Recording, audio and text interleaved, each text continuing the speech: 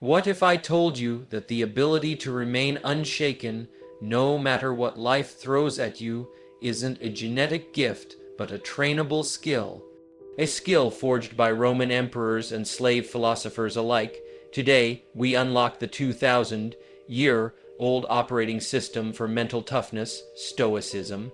Let's get straight to the heart of it, the one truth that changes everything. Right now, you're probably carrying a weight you weren't meant to carry. You're lying awake at night, your mind racing over a comment your boss made, anxious about a future outcome you can't guarantee, maybe even tied in knots over what someone else thinks of you. It feels like the world is happening to you, and you're just left reacting, trying to hold it all together. But what if I told you that you've been confused about where your real power actually lies? This is the foundation, the first and most important shift you will ever make. This is the dichotomy of control. Look at your life, at everything causing you stress, and I want you to start sorting it into two brutal, simple categories. On one side, put the things you have complete command over. This is a very short, incredibly powerful list. Your thoughts, your judgments, your actions, your effort, your character, your response. That is your kingdom. That is the ground you stand and fight on. Now, on the other side is everything else, and I mean everything. The weather, the traffic, the stock market, other people's opinions, the past, the outcome of your job interview. Whether you get the girl, whether you win or lose, this is the vast, chaotic ocean of the world. And your suffering, that tightness in your chest, begins the very second you try to command the waves to be still. You are exhausting yourself trying to control a universe that was never designed to obey you. The Alpha understands this. He doesn't waste a single ounce of his precious energy shouting at the storm. He focuses all of his power on steering his ship. So when you feel that familiar anxiety start to rise, I want you to pause and ask yourself this one razor-sharp question: is this within my control? If it's not, if it's someone else's opinion, a delayed flight, a canceled plan, then you must, with every fiber of your discipline, release it. Your work there is done. To fight it is to choose frustration. But if it is within your control, your preparation, your attitude, the effort you give today, then you have no excuse for inaction. Your entire mission, your entire focus, narrows onto that single point of influence. This isn't about giving up. This is about focusing your firepower with sniper-like precision. Stop trying to hold the whole world on your shoulders. Take it off. Your only job is to guard your mind and command your actions. Everything else is just noise. Now, let's talk about the very fabric of your reality. Because right now, you might believe that the world outside is what dictates how you feel. Your boss criticizes you and you feel crushed. You get stuck in traffic and your whole day is ruined. It feels automatic, doesn't it? Like an external event happens and it just injects a negative feeling directly into your veins. But what if that entire process is a lie you've been telling yourself? This is where we take back the pen. The Stoics realized a profound truth 2,000 years ago that modern science is only now catching up to. It's not the events that disturb you, but your judgment about those events. The story you tell yourself about what just happened, let that sink in. The raw event is neutral, it just is. The meaning you assign that, you are the author. Imagine two people in the same traffic jam.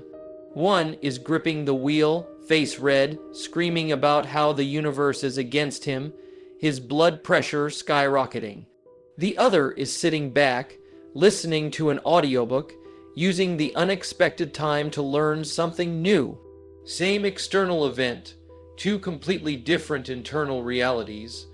Why? because the first man told himself a story of catastrophe and injustice. The second told himself a story of an unexpected gift of time. Your perception is not a mirror reflecting the world. It is a painter, and you are the one holding the brush, choosing the colors. So when you feel that hot surge of anger, that cold grip of anxiety, I want you to pause. I want you to insert a single, powerful question between the event and your reaction. What story am I telling myself right now? Are you telling yourself that this setback is permanent, that it defines you, that it's a disaster? Or can you choose to tell a different story? Can you see it as a test, a temporary obstacle, or even a necessary redirection? This isn't about positive thinking. It's about accurate thinking. It's about reclaiming the sovereign power to write your own narrative. Stop letting the world be the author of your suffering. The event is just ink on the page. You get to decide if it's a tragedy or a chapter in your epic comeback. Your mind is the only kingdom you will ever rule. Start governing it. Now, I want you to confront a fear that lives in the shadowy corners of every ambitious mind. The fear of loss, the fear of everything you've built coming crashing down. We spend so much of our energy running from these thoughts, trying to build higher walls to keep the chaos out, desperately hoping that nothing bad ever happens. But what if I told you that your attempt to avoid these thoughts is what's making you weak? What's keeping you anxious and fragile? There is a profound and counter-intuitive Stoic practice that turns this entire dynamic on its head. It's called premeditatio malorum, the premeditation of evils, and it is not about pessimism. It is about the ultimate form of psychological inoculation. I want you to close your eyes for a moment, right now, and I want you to willingly go to that place you've been avoiding. Don't run from it, invite it in, imagine it not with panic, but with a calm, clinical clarity. What if you lost your job tomorrow? Visualize the email, feel the initial jolt, then see yourself pausing, breathing, and methodically planning your next move. What if the person you love most decided to leave? Sit with that emptiness, and then see the strength you would have to find within yourself, a strength you didn't even know was there. What if you lost all your status, your money, your possessions? Who would you be then? You would still be you. Your character, your resilience, your core. That remains. This practice does two incredible things to your psyche. First, it robs the future of its power to terrorize you. By facing the worst case scenario voluntarily in the safety of your own mind, you drain it of its shock value. When you've already sat with the monster in the dark, its shadow can no longer control you. And second, and perhaps more importantly, it ignites a ferocious gratitude for the present moment. That cup of coffee you're drinking, the roof over your head, the people in your life, they are no longer things you take for granted.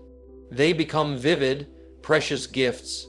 You stop clinging to them out of fear, and you start appreciating them with a profound, present, moment intensity. This is how you build an unshakable foundation. Not by hoping the storm never comes, but by knowing with absolute certainty that you have already weathered it in your soul and you are still standing. Stop hiding from what you fear, stare directly into it, and in doing so, you will reclaim the peace you thought it had stolen. Now, let's talk about a force that has derailed more potential than any failure ever could. It's the silent enemy of growth, the whisper in your ear that keeps you playing small. It's your resistance to what is. We've all felt it, that internal scream when a plan falls apart, the bitterness when you face an unfair setback, the frustration that boils over when traffic makes you late, or when someone betrays your trust. Your instinct is to fight it, to rage against the machine of reality. But what if that very resistance is the source of your pain? This brings us to one of the most powerful concepts you will ever embrace, amor fati, a love of fate. This is not passive acceptance. This is not a sigh of resignation as you lie down and let life walk all over you. This is an active, fierce, and total embrace of every single thing that happens to you, the good, the bad, and the ugly, as raw material for your own evolution. See every obstacle, every single one, as fuel. That difficult conversation you have to have, it's not a threat. It's a training ground for your courage. The project that just failed spectacularly, it's not a mark of shame. It's a dataset of invaluable lessons you couldn't have gotten any other way. The betrayal, the loss, the unexpected delay, these are not interruptions to your path, they are the path. They are the chisel and the hammer the universe is using to sculpt you into something stronger, wiser, and more resilient. The alpha does not see himself as a victim of his circumstances. He sees himself as the blacksmith of his own character, and every blow from fate is just another strike of the hammer, forging him into an unstoppable weapon. So when you hit that wall, I don't want you to ask, why is this happening to me? That is the question of a victim. I want you to stand tall, look that obstacle dead in the eye, and ask, what is this here to teach me? How can I use this to become stronger? This shift changes everything. It turns your greatest struggles into your most powerful allies. It means you can never truly be defeated, because every experience, without exception, is now recruited into your army. Stop fighting your reality and start forging your legacy with it. Let's get something straight right now. You are walking around with a fortress inside your mind, but you're leaving the front gate wide open, letting every stray comment, every negative opinion, every minor inconvenience march right in and take up space. It's time to reclaim your sovereignty. This is the ultimate application of your power, understanding that your mind is a citadel. And the most important military decision you will ever make is to guard the gate. No one, and I mean no one, can enter that fortress without your conscious, willing consent. Think about the power of that. An insult is just sound waves in the air. A criticism is just text on a screen. It has no meaning, no weight, no ability to harm you until you personally process it, validate it, and grant it the authority to live inside your head. You are the one who decides if it's true. You are the one who decides if it matters. When you feel that sting, that immediate flare of anger or hurt, that is the critical moment. That is the moment you are standing at the gate, holding the key. You can, out of habit, swing the door open and let that negativity set up camp. Or you can look it dead in the eye, see it for what it is, just an external event, just someone else's opinion, and you can choose to not let it cross the threshold. This is the difference between being reactive and being sovereign. The reactive man is a puppet. His strings are pulled by every boss, every critic, every traffic jam. The sovereign man, the alpha, is the puppeteer of his own inner world. He observes the chaos outside the walls, but inside, he maintains an unshakable peace. He understands that while he cannot control what the world shouts at him, he holds absolute veto power over what he allows himself to hear. Your inner peace is not a fragile thing to be protected from the world. It is a disciplined state you must choose to maintain regardless of the world. From this moment forward, your only duty is to stand guard at that gate. No one gets in without your permission. Now, I want you to think about the last time you felt truly disturbed, truly knocked off your center.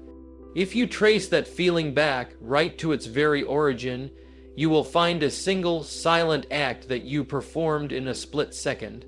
An act so subtle you probably didn't even notice you did it. You placed a judgment, you took a neutral event, and you labeled it. You stamped it with a meaning, and that, right there, is the birthplace of virtually all your suffering. This is the original sin against your own peace. The traffic jam isn't just a line of cars, it's a massive inconvenience that's ruining your day. Your colleague's feedback isn't just a different perspective, it's an unfair attack. The rain on the day of your picnic isn't just weather, it's bad luck that's against you. Do you see what you're doing? You are taking the raw, neutral clay of reality and you are sculpting it into a monster, and then you're terrified of the very monster you created. The Stoics implore us to strip that away, to see the thing for what it is and nothing more. The traffic jam is just cars not moving. The criticism is just words being spoken. The rain is just water falling from the sky. It is your added layer of judgment. Your this is bad, this is unfair, this shouldn't be happening. That is the poison. That judgment is the hook that snags your mind and drags it into a whirlpool of anger, anxiety, and frustration.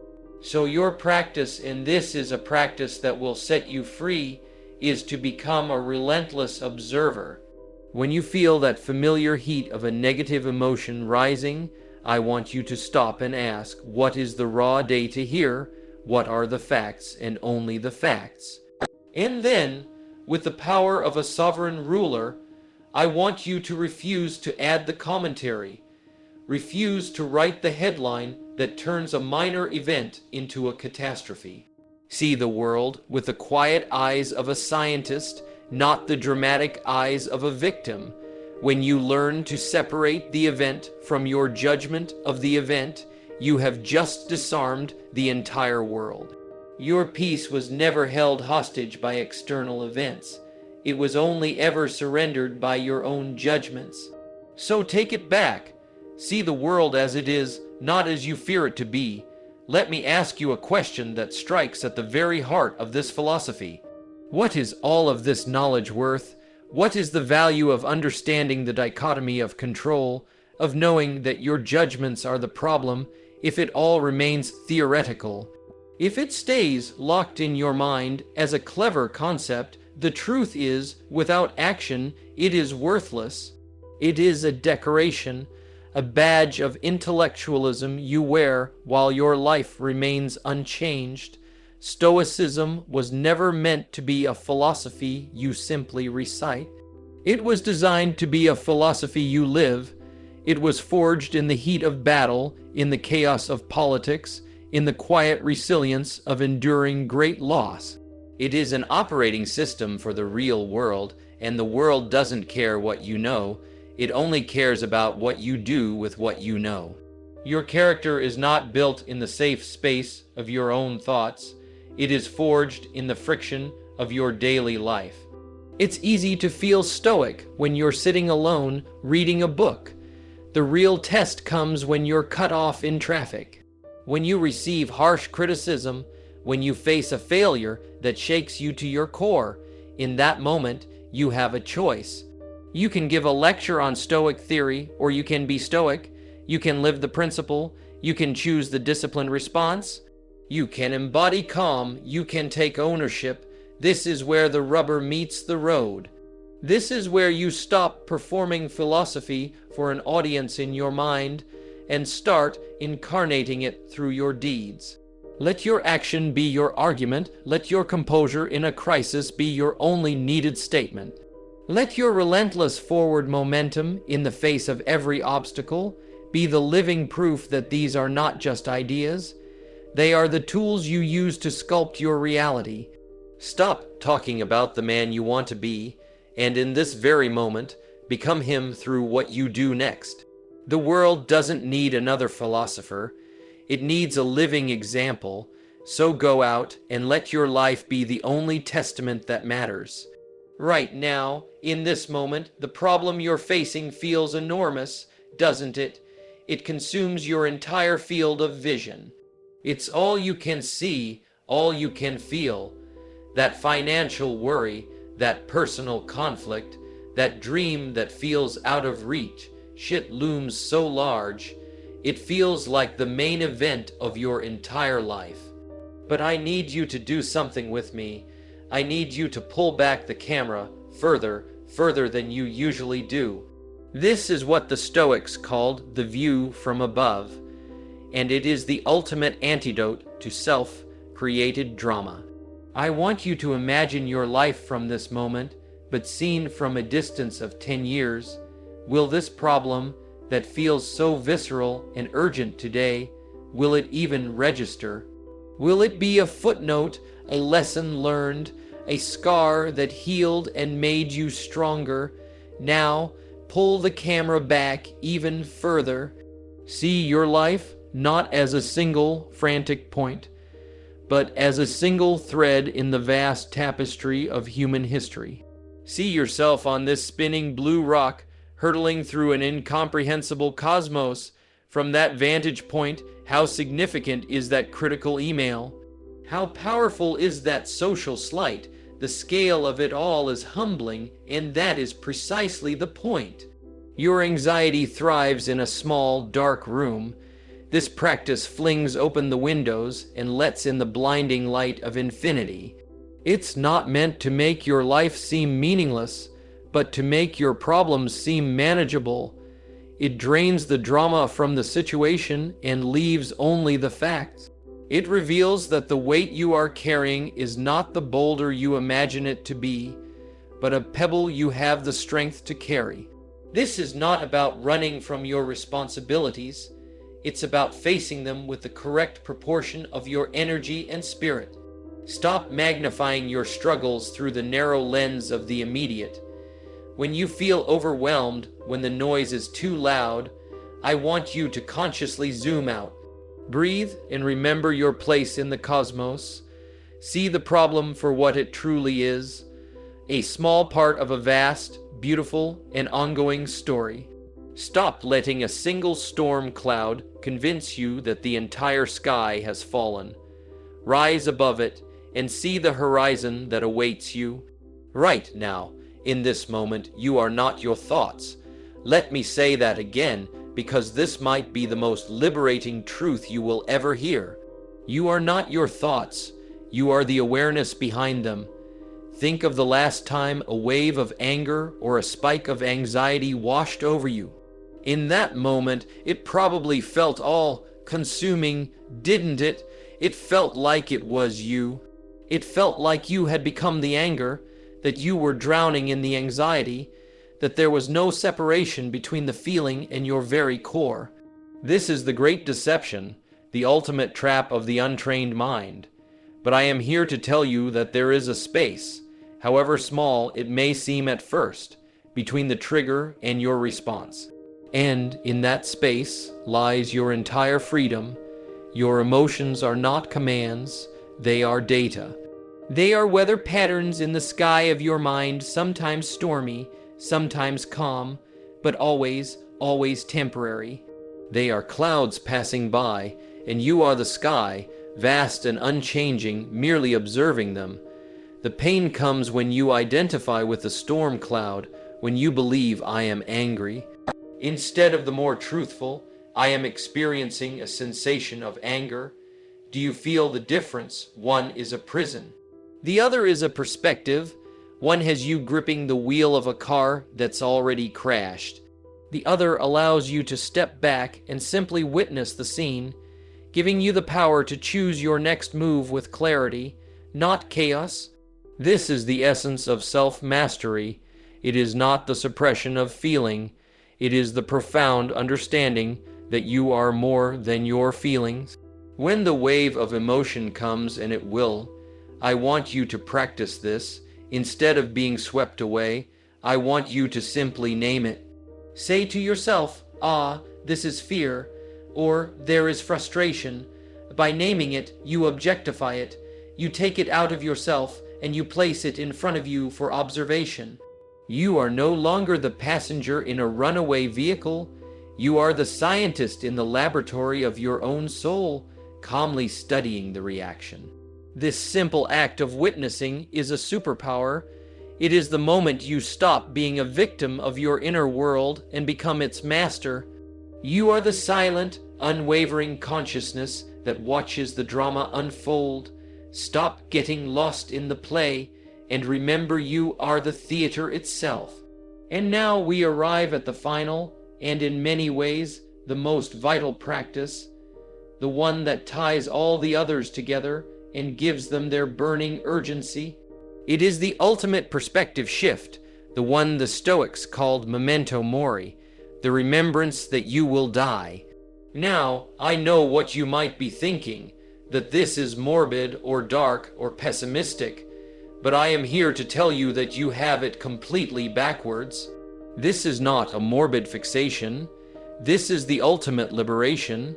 This is the spark that can ignite a life of unparalleled purpose right now. Think about it. We live most of our lives in a comfortable delusion of endless time. We procrastinate on our dreams. We tolerate mediocrity in our relationships.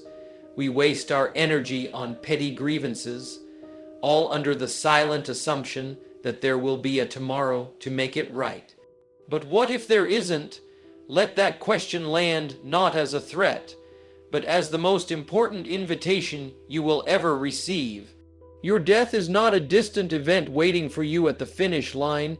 It is a passenger in your car, a consultant sitting in your office, the final editor of your story.